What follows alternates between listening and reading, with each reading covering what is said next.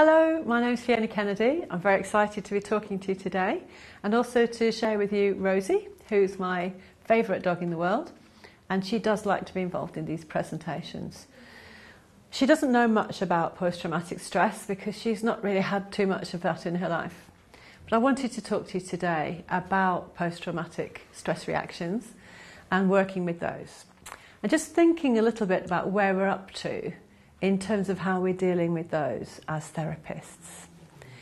So in the recent years, we've had many tools come on board for us in terms of dealing directly with trauma.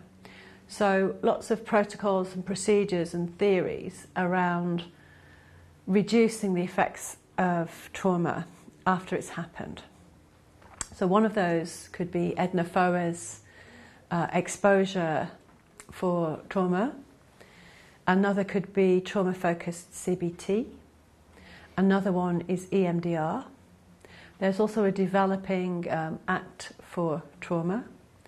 Compassion-focused therapy has quite a lot to offer in terms of how we deal with trauma, especially if it makes us hate ourselves.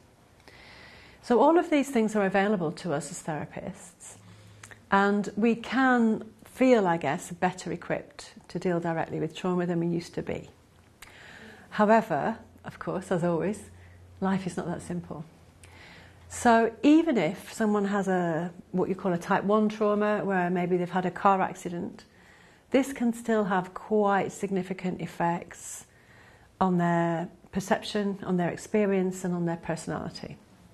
And if someone has a history of severe child abuse and neglect, particularly at the hands of a carer, they may have more severe effects. So they may have a fragmented personality structure as a result of dissociation. They may have inability to feel, constant numbing out. They may have physiological reactions. And in particular, they may have dissociative reactions. So I've made a separate little video about that. But it's important as therapists for us to tune into whether we've got a fight or flight reaction on our hands or a shutdown reaction on our hands, or a bit of both, because that's going to determine how we proceed with the treatment. Another thought about working with trauma is that the person in front of us is more than just the trauma. So the person's life is likely to be one of avoidance, one of trying to steer away from, duck and dive away from being hurt. And we would like to help them to have a life where they embrace life, where they're driven by appetitive motives. So they're doing stuff because they want to do it, because it gives them joy, because it's values-based. So how do we take someone with a trauma history from that place to a place where they are appetitively motivated and driven for the most part?